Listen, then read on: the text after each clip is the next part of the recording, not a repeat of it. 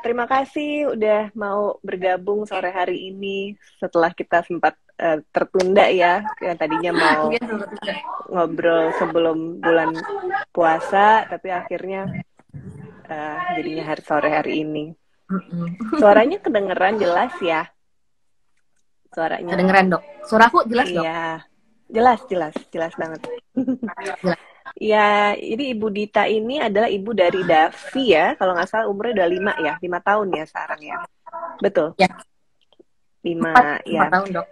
Oh, 4, 4 tahun. sorry. Ya, jadi mungkin kita kan mau lebih spesifik ke katarak kongenitalnya nih. Cuman mungkin nanti di sini teman-teman mungkin banyak juga yang ingin tahu ceritanya gimana sih dulu bisa ya infeksi rubella, kemudian taunya pas hamil. Itu mungkin Bu Dita bisa diceritakan sedikit nggak sharingnya gimana? Iya, jadi waktu pas aku tuh sebenarnya tahu rubella dulu nih dok.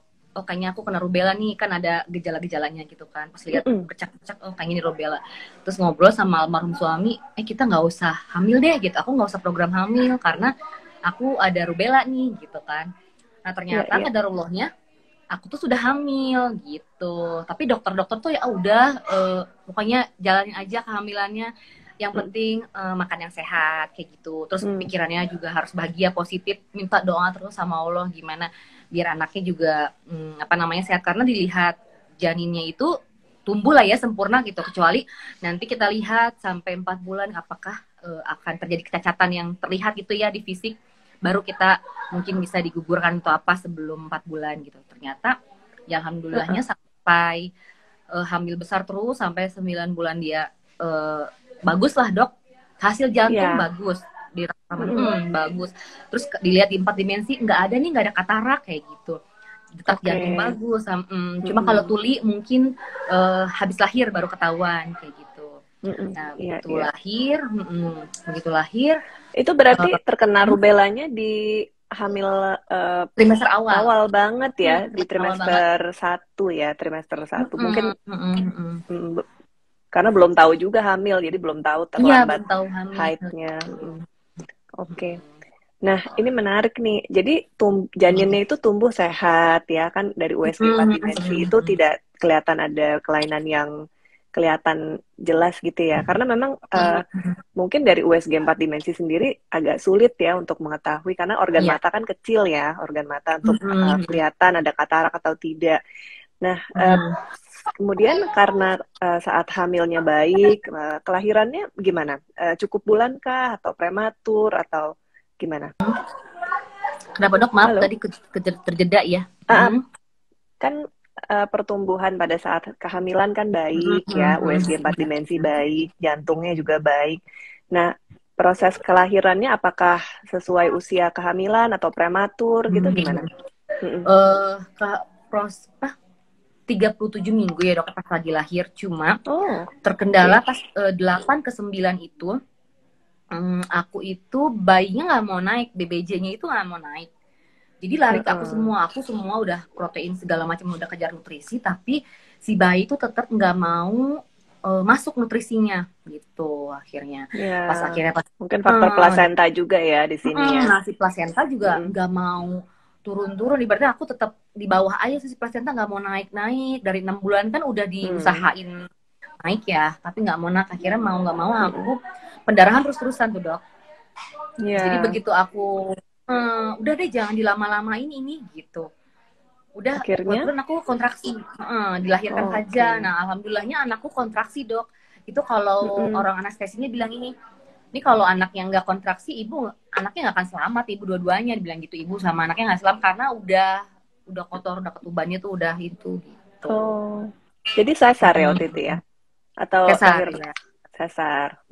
Nah, karena Nah, si berarti plasentanya total kan. baru tahu ada kondisi yang mengenai matanya begitu lahir atau Iya sudah dok. disiapkan juga nih sebelum Nah, jadi sebelum lahir kelahiran udah siap siap bagus mental semua mungkin? gitu. Udah Mm-mm. siap mental memang Mm-mm. ke setiap lahir karena udah tahu resikonya apa aja, udah tahu. Cuma yang masih Mm-mm. tetap berharap berdoa anaknya sehat kayak gitu kan. Iya. Tapi memang Mm-mm. karena kecil itu anakku susah nafas, akhirnya masuk NICU. Itu dicek semuanya, oke dok, detak jantung oke, kayak gitu kan. Cuma kayak nilai agarnya nggak terlalu bagus aja. Nah, 2 minggu setelah anak udah sehat, udah kayak mau pulang nih gitu. Aku lihat Ya. tuh, aduh kok ini ada gelembung sampai rumah tuh dok. Udah boleh nicu pulang. Kok anakku ada gelembung-gelembungnya matanya sebelah kiri tuh gitu. Ada gelembung putih. Halo Oh, dok. oke. Iya. Oke. Nah, Jadi baru dari situ kelihatan aku 2 minggu ya, dua dua minggu. minggu dia baru keluar gitu. Akhirnya Karena konsul mungkin lagi lebih ke banyak DSA merem kan. juga ya, tidur nggak kelihatan ya mungkin ya anaknya. Tidur. Enggak, Nah memang terus, oh, kan aku kelihatan tapi enggak, dokternya tiap hari kan periksa, enggak belum tumbuh. Jadi uh-uh. pas di rumah baru Oke. muncul tuh si tik-tik itu. Baru muncul itu Mm-mm. langsung aku balik lagi ke DSA, udah langsung dirujuk ke RSCM semua kayak gitu. Oke. Jadi waktu Akhirnya itu langsung screening dan langsung pindah bisa. berapa lama tuh? Bagaimana perasaannya waktu itu? Jadi semuanya sehat kecuali mata ya? Hampir Iya, semuanya campur baik aduk lah berarti. dok ya gitu kan. Mm-mm. Mata kan, aku pikir juga dulu masih yang kayaknya mata doang gitu kan ya, karena jantungnya Uh-uh. bagus lah.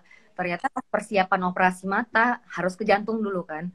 Pas baru di jantung barulah ketahuan ada PJB kayak gitu, ada small PDA gitu, ada Penyakit kelainan jantung lah ya gitu. bawaan ya. Kemudian ada Yang apa? banyak. Ada eh, lubang ya Mm-mm. ada Iya, bocor ya, kebocoran lah ya, ada bocor PDA. kecil gitu Mm-mm, di mm-mm. jantungnya kayak gitu gitulah. Oke. Tuh. Jadi agak lumayan menguras energi juga kan dok operasi gitu. Mm-mm. Ini 2 mata yang kena ya berarti ya, dua-duanya. Awal satu mata dulu, begitu Uh-uh. kelar operasi yang pertama muncul tuh yang di kanan dok gitu. Oke. Jadi akhirnya Mm-mm. dioperasi eh, matanya satu-satu gitu atau gimana? Bisa diceritain nggak? Satu-satu. Mm-mm. Jadi Di kalau nggak salah tuh ya akhir Maret itu kan Davi tuh usianya dulu udah sebulanan. Jadi mau bulan Maret dok, karena mungkin BPJS kan antri ya dok ya. Terus proses sebelum operasinya tuh yang lama, memakan waktu lama karena memakai BPJS gitu. Jadi lumayan antriannya. Jadi baru dapet pas Davi umur 3 bulan operasi pertama. 3 ya, Lalu 3 bulan. sebulan kemudian operasi yang kanan. Sebulan kemudian lagi angkat jahitan dua-duanya seperti itu dok. Jadi 3 bulan proses mata aja ya dok. Oke. Habis itu baru aku Mata lari kanan, ke sebulan ya, mata mata kiri kiri, dulu. kemudian dua-duanya cabut jahitan. Dua-duanya angkat jahitan ya. Uh-uh. Baru dari situ aku kayak yang aku harus cek juga nih telinga seperti itu. Baru ketahuan juga gitu dok. Jadi ada masalah juga sedikit di pendengaran gitu ya, terkena. Bukan sedikit sih dok, soalnya tuli total sih ya dua-duanya. Oh ya ampun. Ya ya, Itu memang rasanya kayak banyak PR-nya. gitu, banyak PR-nya. Ya. Kayak yang baru juga nafas ya, baru selesai nih gitu. Apa operasi mata, atau ada yang tuli total terus kayak gimana? Udah kayak yang lemes aja dok itu. Iya pasti ya. Gitu. Nah kita mau kembali ke mata dulu nih nanti ya, sambil kita ngobrol juga ke pendengaran. Gimana itu prosedur operasinya sendiri sih sebenarnya nggak terlalu ribet ya, tapi lebih ke menunggunya karena antrian BPJS-nya itu sendiri ya. Kemudian itu sempat harus pakai kacamata sekarang atau ditanam lensa waktu awal-awal? Enggak lah, jadi awal-awal pakai kacamata dulu. Terus emang tips-tipsnya itu ya dok ya, sebelum operasi itu memang harus cek jantung. Jadi nyari RS tuh yang kalau bisa yang kalau memang ada kelainan jantung yang memfasilitasi alat picu. Jadi kalau anaknya ya amit-amit kenapa-napa jadi cepat ya dok, seperti itu. Gitu. Iya harus disiapin betul ya. PR. Apa? Sorry? Kalau yang nggak punya masalah sensori mungkin fine-fine aja ya dok ya. Karena anakku nih PR-nya banyak, jadi yang kayak kacamata tuh dari bayi tuh sudah yang dilempar-lempar. Nggak betah kali ya, nyari ukuran kan susah waktu itu ya, nyari ukuran pas. Jadi karena nggak kebiasaan, sampai sekarang pun anakku tuh PR-nya masih yang harus kacamata tuh dilempar, patahin kayak gitulah. Iya, soalnya aku tadi juga pengen nanya tuh sebenarnya karena kan kalau kita kan ya di medis kan pasti begitu susah mendiagnosis, kemudian memang harus dioperasi, kemudian kan kita meresapkan kacamata ataupun apapun alat bantu untuk penglihatannya kan sebenarnya PR utamanya kan di orang tua ya, karena kan yang tiap Iya. hari memakaikan itu kan dari orang tuanya. Nah, tadinya ingin bertanya sebenarnya gimana tuh melatih penggunaan kacamata. Tapi sampai saat ini pun juga umur 4 tahun masih ya nggak betah ya, memang. Nggak betah. Jadi gini dok, tipsnya itu karena anakku tuh seneng banget sama namanya warna, buku, kayak gitu kan. Jadi dokter matanya anakku juga yang kan, ya udahlah minimal 1 jam sehari itu anak mau pakai kayak gitu kan, ibaratnya buat melatih matanya. Akhirnya tipsnya itu paling, oh dia sukanya baca buku nih, ya udah selama baca buku tuh anaknya terdistract, mau fokus lihat buku, baca gitu. Tapi kalau di luar itu ya udah, daripada kacamatanya dipatah-patahin terus, nggak apa-apa deh kita simpen kayak gitu. Nanti kalau jadi pendampingan dok gitu, kita mendampingi pada saat kayak gitu.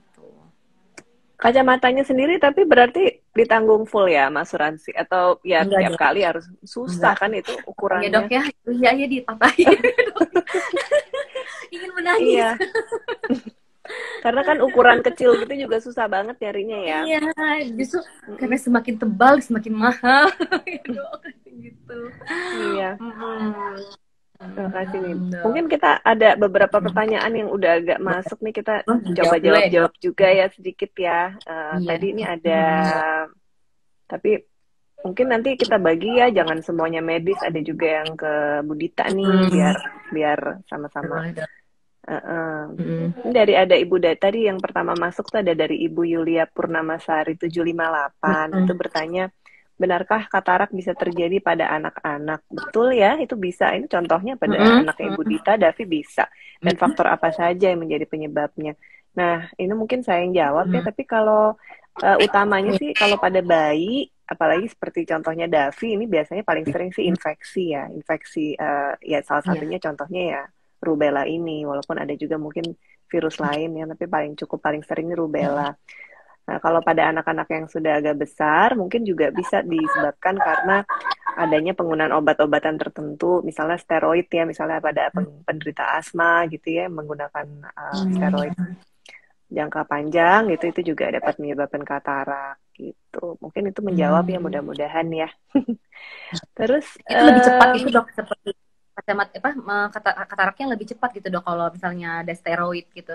Bisa, iya bisa lebih cepat, bisa lebih cepat, gitu. Terus nanti saya coba jawab pertanyaan yang ditanyakan untuk Mbak Dita nih. Adakah vaksin saat hamil untuk mencegah? Sebetulnya ada ya. Gimana tuh? Iya, harusnya sebelum sih. Sebelum dok, kalau ketika hamil kan tidak boleh ada intervensi medis untuk yang rubella itu, memang tidak disarankan ya. Iya, tapi kan di sini saat itu kan memang nggak tahu kalau lagi hamil ya. Jadi memang ternyata terus kena rubella, ada ruam-ruam merah di kulit, ternyata hamil. Jadi ya memang tidak direncanakan dan tidak sempat memberikan vaksin gitu. Dan tidak ada obatnya dok ya kan, kalau rubella, jadi benar-benar bertahan dengan imunitas kita. Betul. Kita balik lagi ke sharingnya Mbak Dita deh, Bu Dita. Nah, lalu saat ini jadi belum ada rencana ya. Biasanya kan memang kita habis operasi katarak pada anak bayi gitu kan, terkadang mungkin ada perencanaan kita tanam lensa gitu. Itu belum ya. Jadi tetap harus pakai kacamata. Oh, sudah. Tapi alhamdulillah sudah tanam lensa, jadi kacamatanya tidak setebal yang awal. Dulu kan sampai plus 18, sekarang plusnya sudah plus 5, seperti itu. Cuma penanaman lensa ini balik lagi ke dokter matanya dok, karena ada beberapa dokter yang ini tuh masih bisa tumbuh si pupil ya dok, apa ya dok ya, apa bola mata, pokoknya dia panjang bola matanya masih tambah gitu. Jadi nanti aja SD. Tapi ada dokter mata juga yang kasihan nih kalau pakainya tebal, udah ditanam lensa aja. Karena juga, tapi ada juga yang berkekhawatiran takutnya ada second katarak itu ya, sekunder gitu, takut katarak sekundernya. Makanya nanti aja deh, nungguin SD kayak gitu. Jadi udah berapa kali nih total mengalami, ya kan pasti waktu itu operasi pertama ngangkat kataraknya, kemudian angkat jahitan, kemudian tanam tanam lensa berarti? Iya, total operasi ya 6 kali operasi mata, 1 kali implan telinga itu. Oh, udah sempat implan ini juga ya, cochlear implant. Iya, cochlear juga, Mm-mm. iya cochlear implant Mm-mm. juga. Jadi total 7 Oke. kali gitu. Wow, luar biasa ya. Itu operasi-operasi besar semua ya. Iya, Dan itu operasi besar semuanya semua di dok. RSCM ya. Hmm, di Enggak, jadi RSCM yang semua. JSC Primasana juga untuk informasi Iya ya, ya. itu menerima Mm-mm. BPJS juga. Jadi sekarang Davi sudah pindah ke RSCM Primasana. Menurut aku untuk JC anak-anak Primasana. sepertinya Mm-mm. selama tidak ada penyakit jantung ya, Mm-mm. better ke sana mungkin karena lebih aman apa ya atmosfernya untuk anak-anak gitu dok. Iya, nggak terlalu Tidak crowded, sepenuh tidak se-crowded seperti di kerannya. RSCM. Oke, jadi yang terkena itu organ sensorinya kan dua berarti ya, mata dan telinga ya. Nah, ini seberapa banyak sih pengaruhnya ke tumbuh kembangnya Davi sendiri? Sangat Boleh berpengaruh diceritain dok. nggak? Mm-mm. Sangat berpengaruh banyak ya karena itu kan keseimbangan semua ya dok gitu kan, Mm-mm. penglihatan gitu otomatis kan jadi GDD ya, Global Development Delay, terus jadi dia juga kan jalan terlambat terus seperti Mm-mm. itu, mau jalan nabrak-nabrak kayak gitu walaupun sudah memakai kacamata tetap aware dia Mm-mm. terhadap benda-benda sekitar juga ini apa kurang, jadi mau ada lubang kayak mau ada batu ya ditabrak aja gitu kan, gitu masih meraba-raba Tapi seperti itu. awal-awal, apa sekarang Pola pun? ya sekarang masih tetap masih suka nabrak-nabrak karena memang anaknya awarenessnya belum ada gitu. Terus Mm-mm. apa ya postur tubuh itu sangat mempengaruhi karena kan dia telinga seimbang jadi kayak jalan tuh agak nanti kan miring-miring apa gitu jalannya dok. Oke, Jadi ya. diseimbangkan sama terapi lainnya seperti Mm-mm. fisioterapi itu sangat membantu tumbuh kembangnya seperti itu, sama gizi sih dok itu aku pas anakku didietin itu sangat berpengaruh jauh Oh, makanan seperti itu. apa yang nggak boleh tuh? Diet-diet apa? Makanan apa yang Pemicu dianjurkan untuk pemicu dihindari? pemicu alergi ya. Pemicu Mm-mm. pemicu alergi walaupun anakku memang seperti mungkin sepintas tidak misalnya makan telur tidak tidak tumbuh ruam tidak apa gitu, tapi misalnya minum susu juga kayaknya aman-aman aja, tapi si parasit dan bakteri yang di tubuhnya itu yang akan apa ya berpengaruh gitu, tantrum kayak gitu Hmm, kan, dan apa good brain axis ya dok sekarang seperti itu kan ya dok kayak gitu, iya ya. Adanya hubungan pengaruh ke antara usus tumbuh dan kembang. otak. Mm-mm. Dan nah seperti itu dok. Jadi banyak harus konsultasi juga ya, berarti sama dokter anaknya untuk asupan makanan yang dianjurkan ya. dan Harus.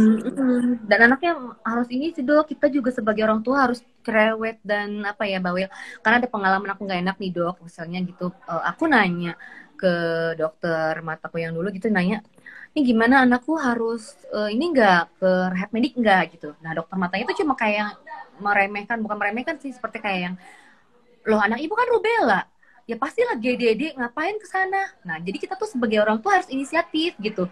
Oh Mm-mm. ya udah deh, jangan jangan cuma kayak gitu, kita kan ngelihat wah anakku udah 7 bulan jangan bisa ngapa-ngapain gitu, ya udah kita Mm-mm. bawa sendiri, kalau emang dokter yang nggak mau ngasih rujukan kita yang langsung ke dokter medik sendiri, yang dokter medik, rehab medik sendiri yang ngasih penilaian Iya, seperti iya, itu, iya. karena kan berbeda-beda ya. Betul, betul. Jadi sebenarnya aku juga ingin bertanya nih, karena kan biar gimana kan yang paling tahu itu kan pasti orang tua ya yang ketemu tiap hari nih. Nah, jadi ternyata kemarin Mbak Budita sempat cerita bahwa ada komunitas khusus juga ya untuk orang tua yang sama-sama memiliki anak dengan rubella gitu ya. Iya, iya. Mungkin ada ya di Ada dok. Jakarta atau seluruh Indonesia? Seluruh Indonesia sih gabungan, kita Mm-mm, ada di grup apa WA-nya. Kalau misalnya mm-mm, kayak komunitas rubellanya itu ada besar di Facebook, tapi kayak aku kan ada beberapa teman aku yang inisiasi membuat grup WA, ada grup small small group gitu ya, yang untuk mm-mm, ibu-ibunya siapa yang mau belajar, siapa yang mau dilatih terapi. Jadi Mami Vin itu ada kan namanya juga dia yang udah senior Davi lah ibaratnya ya, sudah besar gitu yang sukses membesarkan anak rubella dengan lengkap, dengan cacat Oh, lengkap udah ibaratnya besar gitu ya. ya. Sudah besar gitu, sudah Mm-mm, berhasil. Jadi Mami Vin ini rajin sekali memberikan treatment ke anaknya dia, treatmentnya seperti ini. Ini mama dikasih PR di rumah kita kerjain seperti itu gitu. Karena kan kalau terapi mungkin cuma paling berapa sih dok, 2 kali gitu kan gitu. Kalau yang ditunjang ya 2 kali gitu. Kalau kita bayar sendiri juga masa setiap hari belum tentu semua orang mampu karena mahal ya. gitu. Jadi dikasih Apa PR. untuk terapi ya? Apa maksudnya fisioterapi tadi? Rehab medik nih. Fisioterapi. Tetap walaupun kita tetap fisioterapi, terapis pun akan bilang seperti ini. PR-nya adalah di orang tua. Kita cuma sejam doang, paling lama sejam. Tapi kan yang harus PR-nya itu yang di-push orang tuanya gitu. Dipraktekin enggak nih di rumah? Apanya seperti itu Harus tiap PR-PR-nya. hari ya. Harus tiap hari harus telaten. Karena sebenarnya anak-anak ABK itu cerdas sih dok, gitu kan. Tadi kan ada yang nanya apakah berpengaruh pada kecerdasan? Tidak ya kalau Nah, katarak ya dok gitu. Justru anak-anak ABK itu kelebihannya karena dia diterapi dan memiliki pola yang berulang, mereka tuh lebih apa ya? Lebih ini gitu, lebih rajin dan lebih paham karena si polanya itu anak normal satu kali, ya dia kan harus berapa ratus kali untuk bisa beberapa kali. gitu ibaratnya.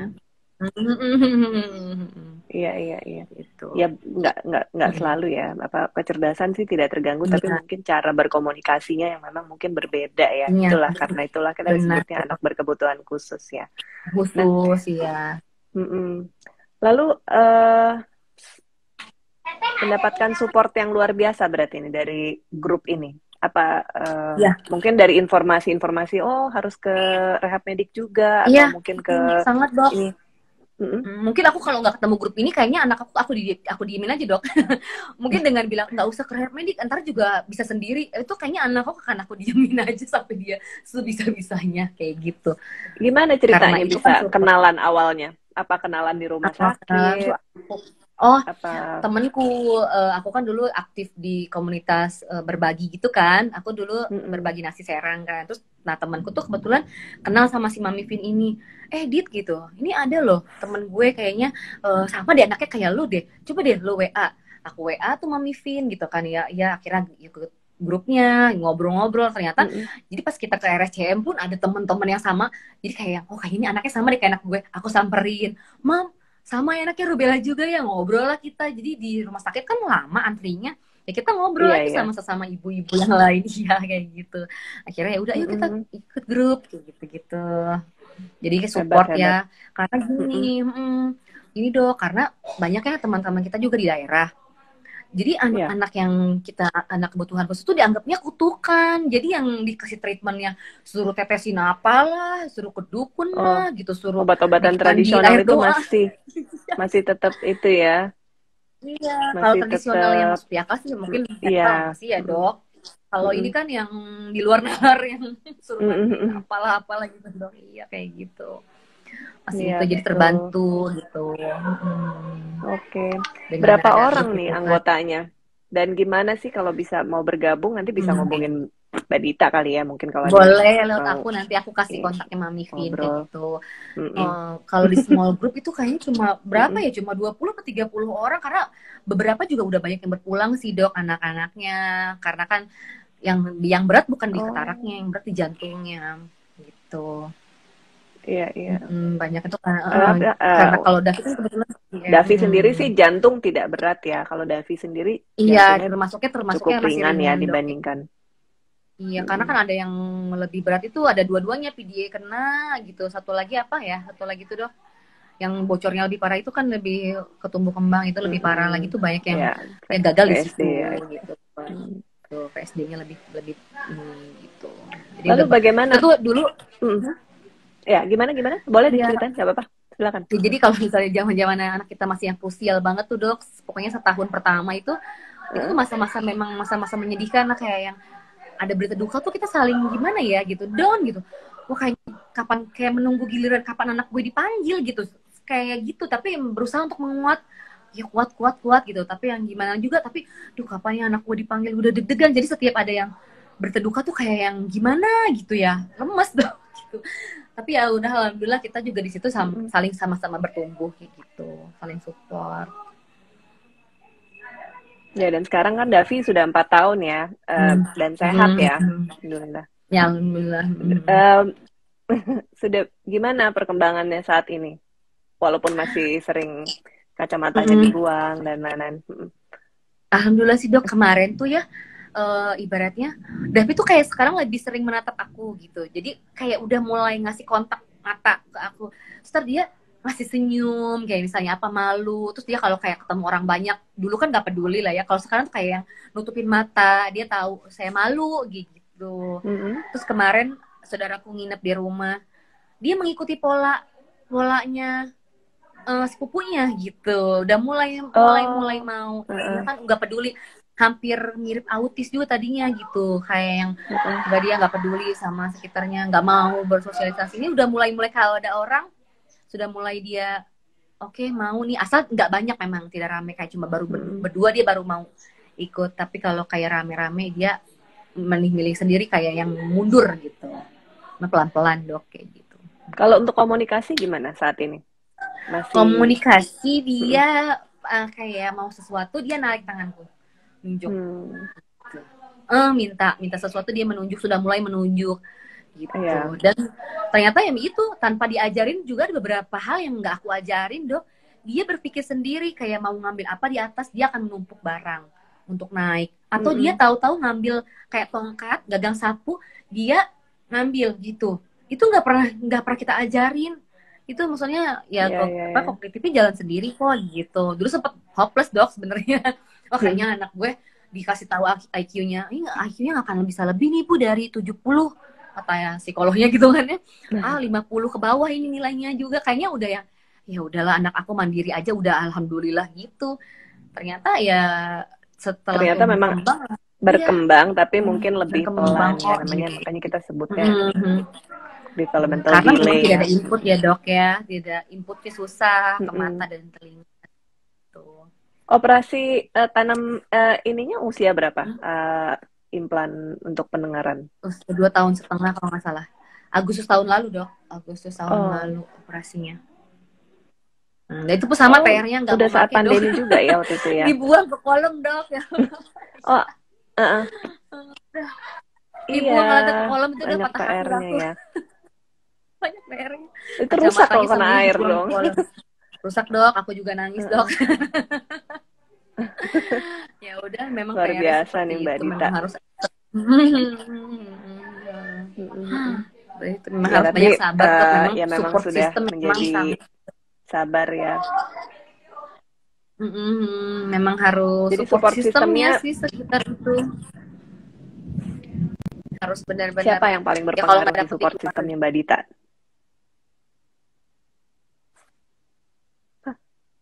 Halo?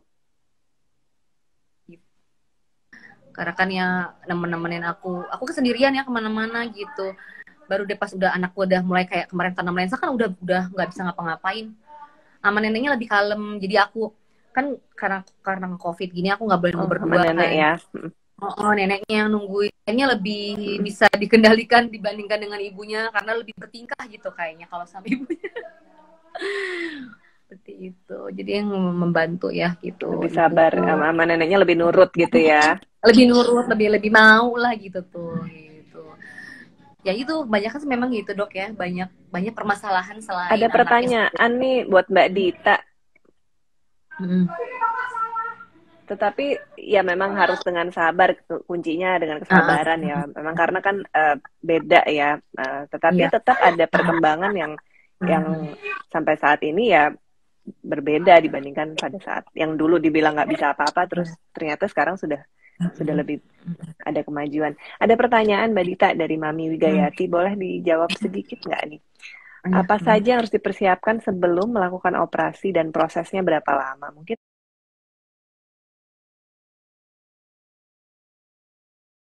di sini bisa sharing sedikit nih. Iya, itulah ya, kita kalau misalnya pakai asuransi swasta atau biaya pribadi itu lebih cepat sih.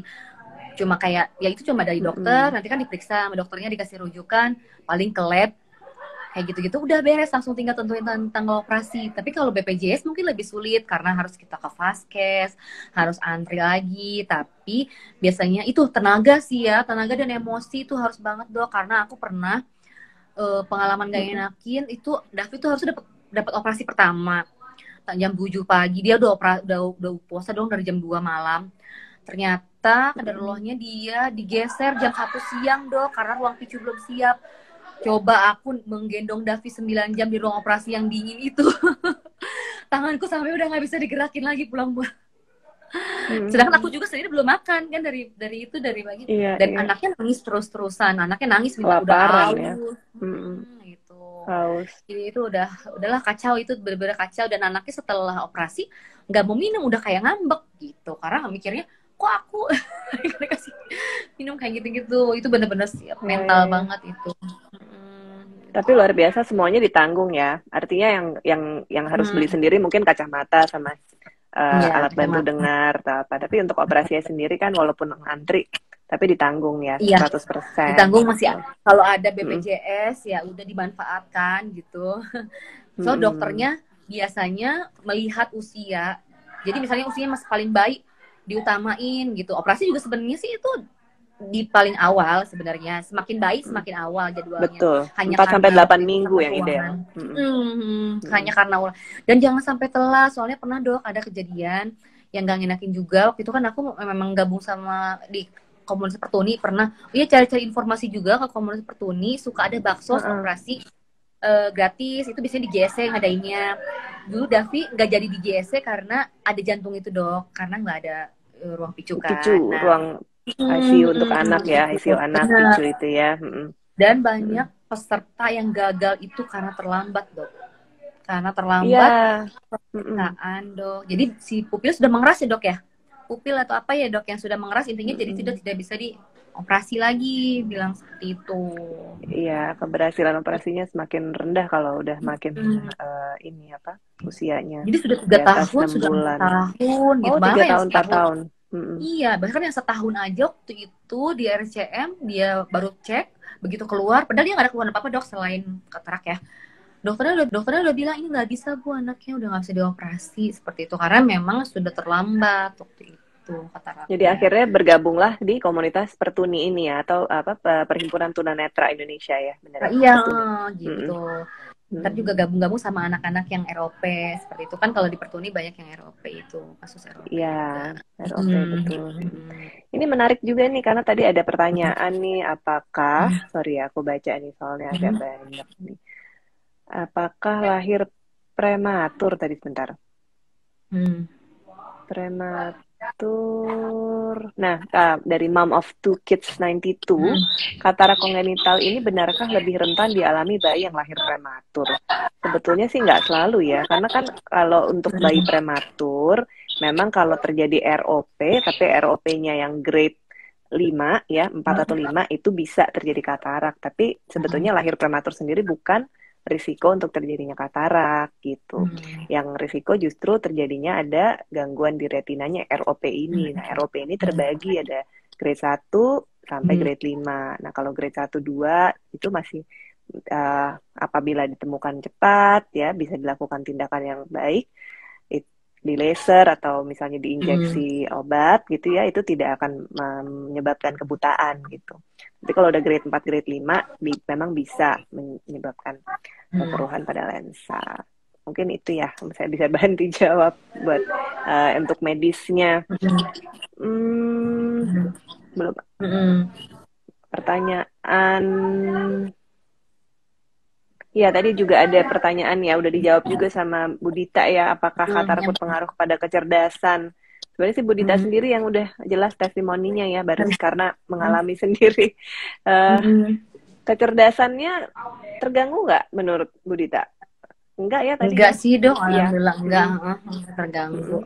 Yang penting orang tuanya rajin ngasih input ke anaknya, kayak gitu. Banyak kok tuh udah banyak setiap hari SMP, berarti gitu. Iya, setiap hari dok. Iya. Itu. Dan nggak tahu sampai kapan. Harus bersabar memang, nggak tahu sampai kapan itu terapi. Kita ibaratnya jalanin aja. Dapat dari mana nih informasi-informasi terapinya selain dari terapisnya ya? Apakah browsing itu dari komunitas itu ya? Dari komunitas itu. Ya, dari komunitas gitu. Terus juga sama terapis juga selalu diajarin. Kitanya juga ke terapis bahwa kita gimana nih ya? Di rumah harus ngapain ya gitu. Nah terus orang rumah juga memang harus support. Kita kan nggak selalu ada, aku kan kerja, nggak mungkin aku yang megang Davi terus, paling aku nungguin aku pulang kerja. Jadi yang kayak orang rumah aku ajarin ini gini-gini ya, ntar Davi harus begini ya, harus begini, bangun tidur harus apa kayak gitu. Memang lingkungan mempengaruhi. Bisa diceritain itu sih sebenarnya lingkungan rutinitasnya.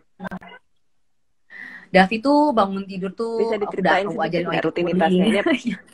Hmm, hmm. Mhm. Bangun tidur untuk secara Apa? kesehatan Sorry? holistiknya, dia bangun tidur tuh aku secara kesehatan holistiknya udah aku ajarin oil pulling, walaupun belum bisa berkumur ya dok, itu udah aku bersihin kayak pakai VCO kayak gitu, Heeh, nanti minum probiotik. heeh.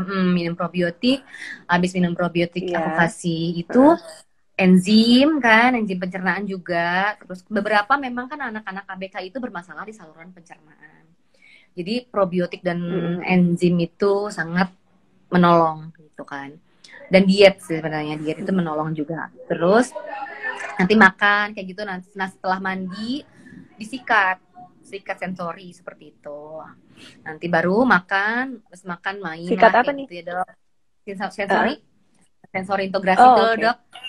Ya, nah Iya, itu iya. Mm, bisa selain pakai sikat sensori integrasi yang benernya gitu kan, itu kita bisa mm. juga yang ada di rumah. Jadi mengenalkan tekstur kasar halus kayak gitu. Pakai yang apa? Spons buat bedak bayi itu kan ada ya gitu yang halus nih dah. Mm, mm. Halus ya gitu. Halus. Kita kasih Mm, mm. kasih itu ya input suara juga gitu. Terus ini wah ini kasar ya, tidak nyaman ya gitu. Tapi nggak apa-apa ya kita sikat ya kayak gitu. Terus aku beli bola yang itu ya dok, bola yang terapi itu buat dia, karena dia tadinya nggak punya rasa takut, nggak punya rasa sakit, kayak Oh, dia bentur-benturin ke tembok kayak oh, apa oh. gitu, mencari Iya, iya. sensasi sakit tuh dia nggak punya, nggak takut. Jadi abis itu terus atau nggak terlalu takut, jadi kan lama-lama dia berani Heeh. bola di potong gitu. Untuk menghindari tantrum, bedong sangat Sampai berpengaruh kayak sekarang gitu. bedong masih. Bedong ini udah mulai enggak, tapi karena anaknya udah mulai suka tantrum lagi, harus dibedong lagi karena udah paparan TV itu sangat berpengaruh, karena kalau lagi dititipin rumah neneknya ada TV, pulang dari situ suka kacau anaknya gitu. Heeh. Tuh radiasinya ya Oke, dok jadi kayak gitu memang kan. belum boleh ya TV ya. Mm, Radiasi mm, itu mm. cuma kan kita tidak bisa menghindari karena ada saatnya dititipin gitu. Jadi kitanya aja yang udah kayaknya udah mulai, Ada anaknya udah mulai error pengaruh nih nggak gitu. Hmm. selama pandemi? Ada pengaruh nggak? Biasanya soalnya pasien-pasien saya kesulitan nih untuk Hmm. pergi terapi di awal-awal pandemi. Kemudian mungkin tadinya udah Hmm. sampai sini kemampuannya terus jadi menurun gitu. Ada begitu nggak pengalaman Ibu Oh. Dita? Nah, Mm-mm. alhamdulillah selama terapi itu terapi Sedafi baik-baik semua. Jadi mau home visit, akhirnya aku home visit gitu. Sebenarnya terapi tidak diliburkan Oh, dok home kalau visit yang di ya. rumah tidak ada libur. Selama 3 tahun pandemi tidak ada libur itu di rumah sakit. Cuma aku menghindari rumah sakit, jadi aku meminta home visit kayak gitu. Walaupun cuma sekali seminggu atau 2 kali banyak, tapi karena justru pandemi itu aku WFH, dimanfaatkanlah sama aku. Davi bisa jalan karena waktu Mm-mm. pandemi, bersyukur sama pandemi. Davi diet karena pandemi Wow. kayak gitu. Terus Mm-mm. waktu grounding dengan alamnya banyak. Mm-mm. Jadi justru berkembangan pesat anakku setelah pas pandemi, justru di saat orang-orang aku, jadi karena Jadi aku turun langsung. Seperti itu dong. jadi memang karena WFH ini membawa Iya. ini sekali ya, Membawa dampak kelebihan juga ya positif karena untuk aku sebagai dampak seorang ibu. positif, iya. Heeh. Jadi Tapi sekarang eksplornya berarti anaknya udah lebih nih mulai gitu. sekolah Udah apa mulai kerja. kerja biasa lagi Kerja ya, udah work from biasa office. lagi. Mm-mm. Diserahkan kepada Oke Mbak. lah. Mbak tolong gitu selama aku kerja. Tolong Davi disikat yang rajin kayak gitu. Itu aja sih, minta tolong. Iya, iya, Cuma kita iya. yang nggak bisa ngarepin Luar biasa. ya seperti itu dok. Luar biasa. Oh iya dok, lebih Oke, sering apa? diajak ke ke alam terbuka. Oke, Energinya lebih itu bagus pesan ya. ya seperti itu dok. Mm-mm. Tips Kemana juga. nih? Kalau di rumahnya Dita saya lihat tuh banyak ijo-ijo tuh. Apa di halaman rumah aja atau gimana Iya, tuh jadi ini diadain? kalau aku di belakang rumah ibuku tuh kan kayak nyambung sama kampung ya. Aku lebih Mm-mm. sering ngajak jalan anakku ke kampung-kampung karena udaranya lebih bagus, lebih segar, banyak rumput, banyak ya itulah ya. Jadi terus main sama binatang kayak gitu. Jadi dia apa ya gitu, apa dengan alam tuh nyatu, terus biarin aja dia mau kotor-kotoran, hujan-hujanan, aku kasih anak hujan-hujanan kayak Mm-mm. gitulah gitu. Jadi aku biar aja anakku explore, terus aku sambil memantau dia mau mainin apa, kayak main aku nggak pernah aku larang sih dok, kayak yang kayak dia mainin lilin ya, misalnya main lilin, ya biarin aja aku, ntar dia tahu itu panas, soalnya dilarang susah kayak. Ntar dia megang Iya, iya, panas iya. sudah dia tahu. Tapi kita ada di situ ya dok, karena itu kan Iya, iya. berbahaya. Iya iya. Nggak, ini menarik nih, soalnya kan biasanya apalagi kan Budita anaknya satu ya, udah gitu berkebutuhan khusus. Biasanya pasti orang tua tuh kan ada kecenderungan untuk overprotective nih. Ah ya Itu ya ya. itu gimana tuh membuang supaya kita Itu nggak terlalu semua ya dok ya. Iya. overprotective ya. Itu gimana dari tips-tipsnya mungkin? Setahun pertama Davi itu aku overprotective banget, orang nggak boleh pegang sembarangan karena aku takut anakku sakit. Orang ketemu Davi itu harus bersih, harus cuci tangan, nggak boleh ada orang yang pilek. Kalau ada yang rokok suruh ganti baju, terus apa semua aku sterilin. Pokoknya anak higienis banget. Anakku lemah jadi Gampang lemah sakit malah. jadi iya, bukan gampang sakit juga, jadi kayak yang apa-apa gitu kan, gimana ya, begitu aku pas pandemi, pandemi aku belajar holistik, anakku aku kepar, mau dia main di halaman, mau guling-guling, mau apa, langsung cepet dia bisa jalan, bisa lari, bisa manjat-manjat kayak gitu. Iya, bodoh amat ya gitu. Tapi aku ada di situ. Oh, dia anak mau naik-naik, biarin aja, dia ntar dia jatuh juga kerasa sakit. Oh, dia mau mainin api nih, ibuku udah gitu ya, coba mainin api, biarin aja, aku bilang gitu. Ntar dia kena panas, oh iya, dia udah menangis, udah aku ituin gitu. Inspiratif ya. Ini berarti bisa di perjalanannya apakah di-share juga di Instagramnya Budita nih, di Mibu Secret? Ada beberapa aku share. Nah, aku nanti mau rajin menulis blog lagi. Kemarin-kemarin agak malas ya menulis. Ada blog ya? Iya, sempet tadinya tuh blog tadinya gitu ya. Nanti aku mulai mau nulis lagi karena biasanya sih orang nge-DM aku nanya-nanya. Maksudnya biar ini ya. Cuma kan biasanya kebijakan pemerintah juga berbeda, berubah gitu. Jadi nanti aku mungkin update. Dulu tuh aku sering sharing misalnya perjalanan bagaimana mau ke rumah sakit, kayak RSCM bagaimana caranya, kayak gitu-gitu. Blognya di mana sih? Kalau boleh tahu, di bentuknya video atau bentuknya tulisan? Kalau aku tulisan gitu? Ada di mibusecret.com. Kalau misalnya blog ya dok, terus tapi di blog itu baru aku bikin yang ini yang baru. Nanti mau tulisan-tulisan lamanya mau aku pindahin ke situ perjalanannya. Nah, kalau misalnya di YouTube, belum aku update semua, cuma ada beberapa terapi-terapi yang bisa dicontoh di rumah. Itu ada beberapa aku upload di YouTube aku, di Mibu Secret juga gitu. Oke, luar biasa nih. Jadi teman-teman mungkin di sini ada yang juga mengalami kondisi seperti Budita, atau mungkin ada kenalannya ya yang mempunyai anak berkebutuhan khusus dengan rubella, itu bisa DM Budita di Mibu Secret atau ngintip di YouTube-nya atau di mibusecret.com ya tadi ya. Karena memang ya saya sendiri kan juga nggak pernah punya pengalaman ya. Ingat, menarik sekali loh untuk dipelajari itu, untuk keseharian itu seperti apa gitu, untuk stimulasi sensorinya, kemudian PR-nya setiap hari seperti apa gitu. Aduh, tanpa terasa ya kita udah sharing. Iya. Sering di lantai ya, bagus ya. Itu juga salah satu tips. Sering di lantai, jadi jadi akhirnya dia tahu aware, oh sakit rasanya nih kalau kejedok. Tadinya kan kayak gitu dia nggak punya rasa aware-nya gitu tuh. Jadi jangan di kasur terus atau di karpet. Pengaman tuh diituin deh, disingkirkan ya gitu. Jadi karena anaknya akan terbatas mungkin. Tapi alhamdulillah nggak pernah sampai cedera yang gimana gitu ya. Karena ada diawasin terus. Dok. Iya, sambil kita ikutin sebenarnya gitu. Cedera jatuh biarin aja, aku biarin gitu. Dan aku percaya banget sih dok sama pijat, bener masih percaya sama pijat ya dok.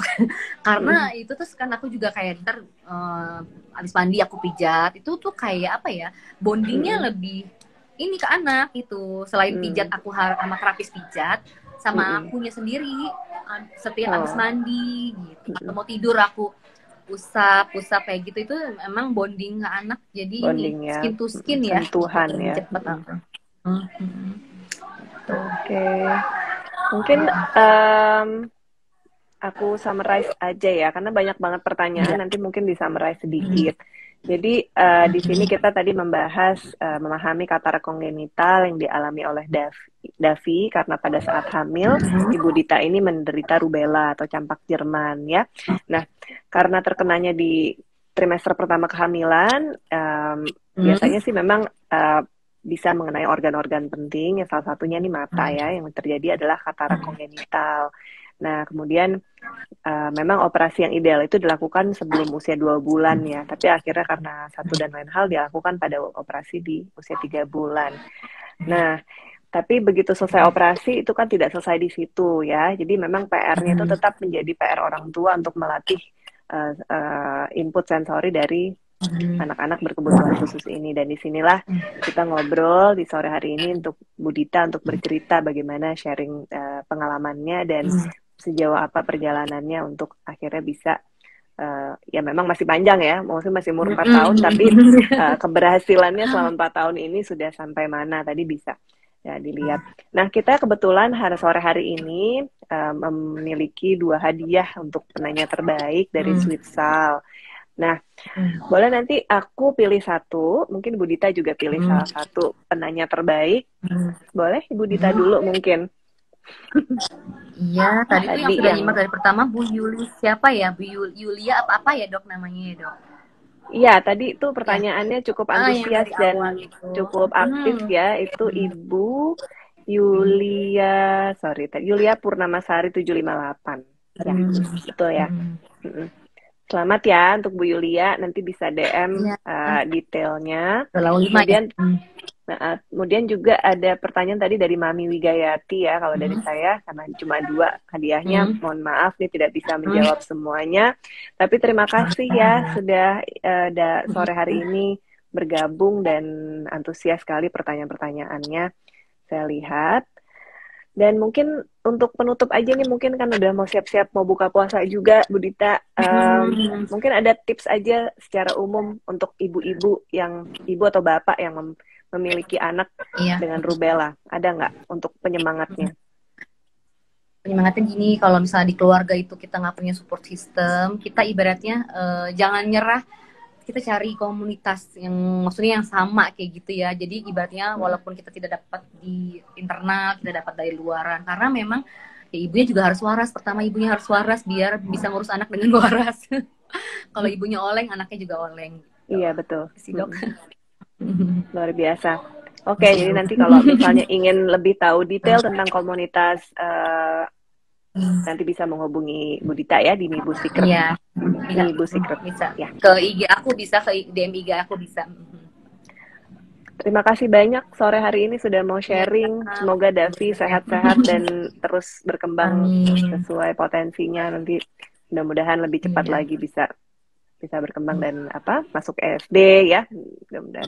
Iya Dok, makasih banyak Dok atas kesempatannya agar aku bisa sharing ke ibu-ibu lain, memberikan itu semoga bermanfaat. Sama-sama. Apa yang aku sharing bisa bermanfaat banyak. Semangat terus ya Bu Dita ya, hebat loh semangat Dok. ya. Ya sehat-sehat. Ya. Oke. Makasih juga yang udah yang udah nyaksiin ya Dok ya, makasih juga buat yang sudah nyimak. Terima kasih untuk teman-teman 05 yang setia untuk ngikutin ngobrol kita sore hari ini. Apabila ingin nonton ulang, apabila tadi nggak dari awal, bisa lihat di Instagram lau5.id. Tonton juga nih ada IG Live Lau5 Talk sebelum-sebelumnya yang membahas berbagai topik menarik ya. Sampai ketemu di Lau5 Talks berikutnya. Selamat buka puasa ya.